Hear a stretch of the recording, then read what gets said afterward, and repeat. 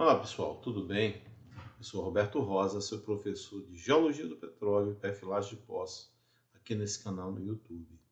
Essa é a nossa 27ª aula sobre correlação de bacias. Na verdade, eu vou tentar correlacionar as bacias do Rift recôncavo do Cano Jatobá com as bacias da margem leste brasileira. Essa aula eu montei baseado em uma série de perguntas que alunos meus do curso de Geologia e de Geofísica e de outras universidades aqui no Brasil, me questionam. Então eu tentei montar uma aula bem simples, correlacionando o rift recôncavo do Cano Jatobá com suas diferentes fases evolutivas, com as fases evolutivas principais das bacias offshore, principalmente Santos, Campos e Espírito Santo, por conta da descoberta do pré-sal, do Apitiano. Então, o que é que aconteceu na bacia no recôncavo? Na bacia do recôncavo, no Apitiano, e o que estava acontecendo nessas outras bacias? A ideia é essa. Estou aqui mostrando, né? As bacias que eu vou utilizar. Aqui tem um mapa do Brasil com as diferentes bacias sedimentares. Essas bacias estão colocadas aqui em cores. Essas cores significam verde paleozoico, proterozoico aqui, São Francisco. Bom, o que significa esta puridade? Na verdade, quando eu digo a bacia do Amazonas, Parnaíba e Paraná são paleozoicas, é porque nessa fase, durante a fase do Paleozoico, essas bacias foram mais ativas, onde a maior parte das rochas sedimentares presentes nessas bacias são de idade paleozoica. Não que ela não tenha rochas de idade cenozoica ou mais antigas, como é o caso do recôncavo, que também tem rochas do Paleozoico. Só que no recôncavo, a principal fase evolutiva da bacia do recôncavo do Cano Jatobá foi durante o Mesozoico. Então, o maior pacote sedimentar do rift recôncavo do Cano Jatobá é do Paleozoico. Beleza? Bom, então, a separação, a formação desse rift, desse sistema de rift recôncavo do Cano Jatobá, esse mapa aqui do Magnata Vita mostra aqui em superfície os diferentes rochas, seja do pré-rift, sim-rift e pós-rift. E como eles fazem parte desse sistema de separação do Gondwana, não é isso? No Mesozoico, a gente tem aqui a formação desse rift. Bem, vamos para a correlação. O que é que acontece? Aqui nós temos uma carta estratigráfica da Bacia do Recôncavo de 2007. Essa é a carta estratigráfica mais nova. Ela está colocada em duas folhas, não é? Onde aqui nós temos as rochas que são perfuradas ao longo da Bacia do Recôncavo, né, da base até o topo, e as diferentes fases evolutivas, sinéclise, pré-rift, rift e pós-rift. Enquanto do lado esquerdo aqui, nós temos todas as informações com relação ao nome das formações, tempo geológico, ambientes deposicionais, andares, formações, espessura e etc.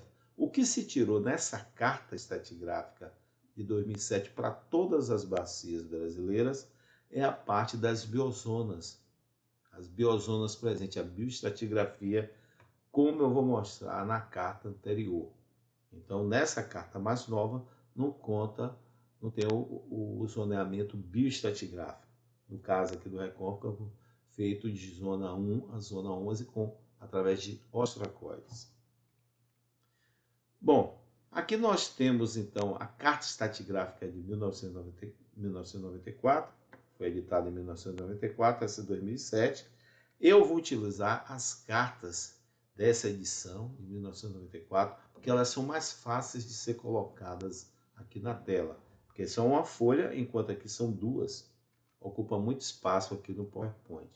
Então, nós vamos começar aqui desde a base, o embasamento. Primeiro aqui no recôncavo nós temos uma sinéclise, que é a formação afligido, que no caso aqui é essa faixa aqui, essa legenda em bolinhas, mostrando que a sinéclise paleozoica ia muito além daqui do recôncavo, chegando até a bacia do Parnaíba, essa parte aqui em branco de bolinha. Então, era uma grande extensão esse pacote do Paleozoico do Permiano. Após isso vem a fase pré-rift, que é a depressão afro-brasileira. Essa parte em amarelo, que aqui é a fase pré-rift, e depois a fase rift. Então, a fase rift só vai ocorrer quando começa a separação do Gondwana. Perfeito? A separação do Gondwana lá no Mesozoico. Bom, como é feita esse zoneamento bioestratigráfico da bacia do recôncavo? Como eu disse anteriormente, está aqui ele, não existe mais na carta estratigráfica de 2007, essas zonas bioestratigráficas foi retirada da carta estratigráfica anterior, mas aqui ela consta. E como é que ela é feita? Baseado em ostracoides, que a gente tem desde uma biozona 001 até 011.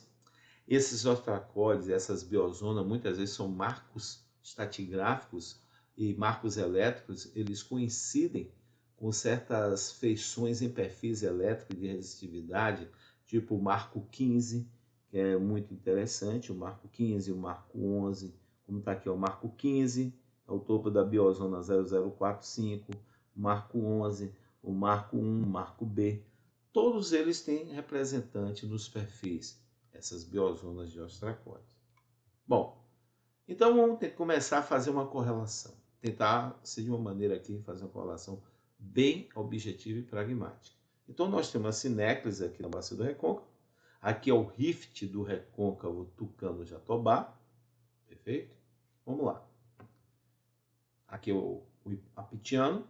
Bom, então vamos de Jatobá, Tucano Norte, comparando com Tucano Sul Central. Bacia de Jatobá, Tucano Norte, Tucano Central, Tucano Sul.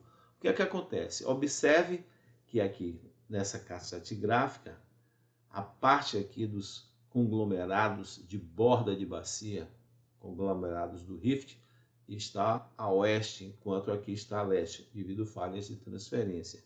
Outro fato interessante, começando aqui na sinéclise, olha como a sinéclise aqui no Jatobá e no norte é muito pronunciado, muito desenvolvido, é muito mais presente. O pré-rift e a fase rift.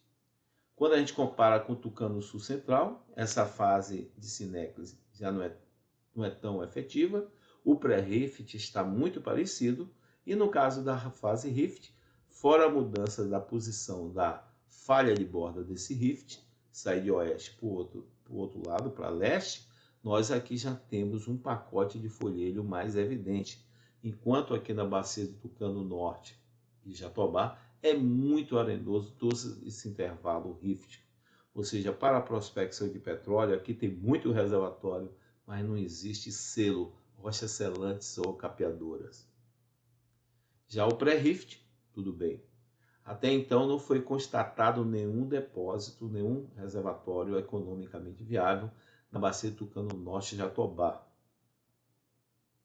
Porque não tem aqui o folhedo gerador Candeias, que existe lá no Tucano Sul e Recôncavo. Aqui se busca muito encontrar um folhedo gerador na formação Santa Brígida, que está aqui embaixo. Existem evidências, mas nada ainda que comprove o seu potencial gerador. Existem evidências que o Santa Brígida pode ser gerador. Então, partindo para o Tucano Sul Central, observe que nós temos as mesmas feições tectônicas, né? Em termos de sinéclise, pré-rift e rift. E agora nós vamos comparar o Tucano Sul Central, está aqui o apitiano. Você observe que tanto o Tucano Norte, Jatobá e Tucano Sul Central, aqui está o apitiano, a bacia aí foi colmatada.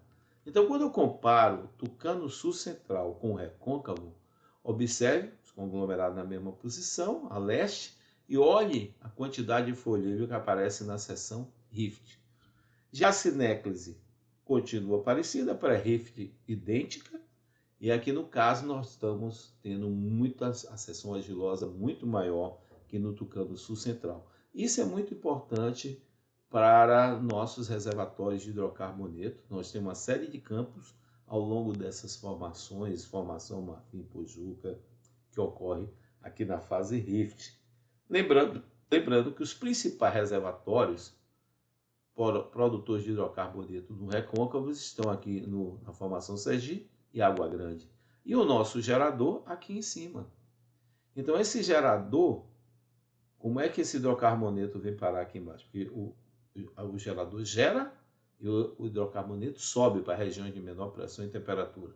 Então, normalmente, para estar esse óleo todo aqui embaixo, é por falhas normais que colocam essa formação Candeias ao lado aqui do Sergipe Água Grande. Esses tubos que aparecem aqui, ao longo aqui da bacia do recôncavo, é a presença de diápiros de folhelho. Diápiros de folhelho que ocorre nos baixos de Miranga, Camaçari, entre outros. O folhelho diapiriza como também o sal. Mas o mais importante aqui que a gente pode comentar é que todas essas cartas aqui estratigráficas, seja de Jatobá até o recôncavo, não existe nada acima do apitiano. Apenas uma pequena camada de rocha, pequenas rochas, do pós-rift, que seria a formação Marreiras e Marizal, mas muito incipiente. Então, o nosso rift recôncavo Tucano-Jatobá, ele foi abortado. Por quê? Ele continuaria esse processo de abertura, entretanto, aqui no estado de Pernambuco, aqui em Pernambuco, existe o maciço Alagoas Pernambuco, que são rochas muito rígidas. Então esse rift defletiu, formando o bico aqui do Tucano, que é bacia do Jatobá. Então a nossa bacia cessou no apitiano. Bom, então o que nós vamos fazer? Pegar a nossa bacia, que no apitiano ela parou, foi abortada, tanto que chama o rift recôncavo Tucano Jatobá de um alacógeno. Vamos comparar agora o recôncavo com as bacias offshore. Bom, antes disso eu gostaria de falar que na separação dos continentes africano e sul-americano, a gente teve o início dessa intumescência gerando uma fase pré-rift, depois a fase rift, uma fase transicional ou marinho restrito, e a fase de marcha passiva, com a separação total dos continentes, Brasil e África, gerando a fase de ambiente marinho franco, marinho aberto. Isso aqui a gente vai ver em todas as bacias ao longo da margem leste brasileira. Então vamos ver agora recôncavo comparando com Camamu. Voltando aqui o mapa, recôncavo está aqui, aqui tem Camamu, vamos olhar recôncavo e Camamu, recôncavo com Muruxatiba, Espírito Santo, Campos e Santos. Então aqui nós temos a bacia de Camamu. Aqui o apitiano, na bacia do recôncavo, onde a bacia cessou, não houve mais criação de espaço de acomodação. Se houve, essas rochas aqui não estão presentes, foram erodidas, perfeito? Mas aqui, na bacia de Camamu, observe que a gente tem aqui a sinéclise, temos a sinéclise ainda, temos a fase pré-rift e a fase rift. E aqui, o recôncavo cessou, a bacia de Camamu continuou. Interessante que na bacia de Camamu, próxima à Vila de Morro de São Paulo, uma vila muito turística, nós temos o Campo de Manati, que produz da formação Sergipe. Ou seja, nós temos o gerador Candeias e a mesma continuidade da bacia do recôncavo.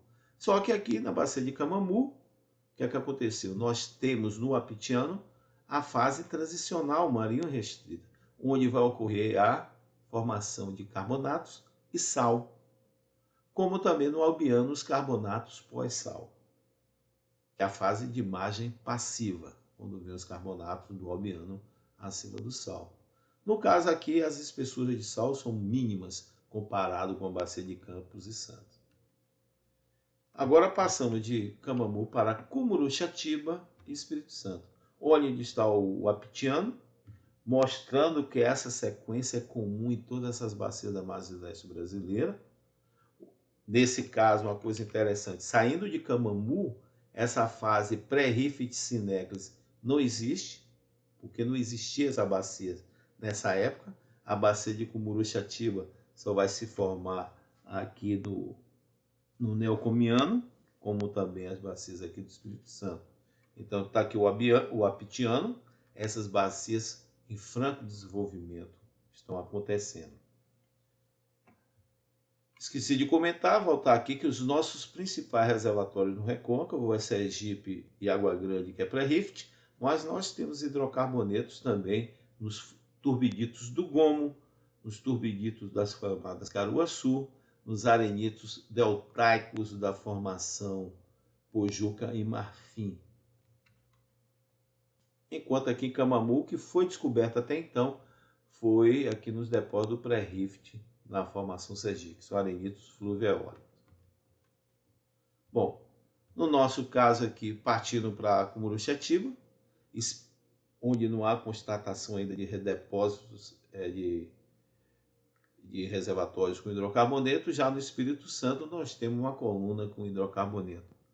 Perfeito. Não só nos carbonatos, como também os turbiditos aqui da margem passiva da formação Urucutuca. Campos e Santos, finalmente. Campos e Santos mostrando aqui o apitiano e a fase de margem passiva. Lembrando que eu estou usando as caixas estratigráficas mais antigas, de 1994, porque a gente pode colocar lado a lado, é muito mais fácil para fazer correlação. Lembrando a todos que todos esses tubos estão relacionados a diápiros de sal. Diápiros de sal, enquanto no recôncavo esses tubos estão relacionados a diápiros de folhelho. Então aqui nós temos os carbonatos do pré-sal, o apitiano, os estomatólitos e coquinas, que correspondem hoje, junto com o Espírito Santo, a praticamente 80% de toda a produção nacional de petróleo, como também temos aqui acima na Bacia de Campos e Santos os turbiditos que foram os primeiros grandes campos descobertos pela Petrobras, na Bacia de Campos, Albacora, Marlim, na década de 90 e de 2000. Bom, eu espero que vocês tenham gostado. Esse é o que eu tinha a apresentar para vocês. Lembrando que qualquer dúvida, por favor, entre em contato através do meu e-mail presente no meu canal. Um abraço a todos.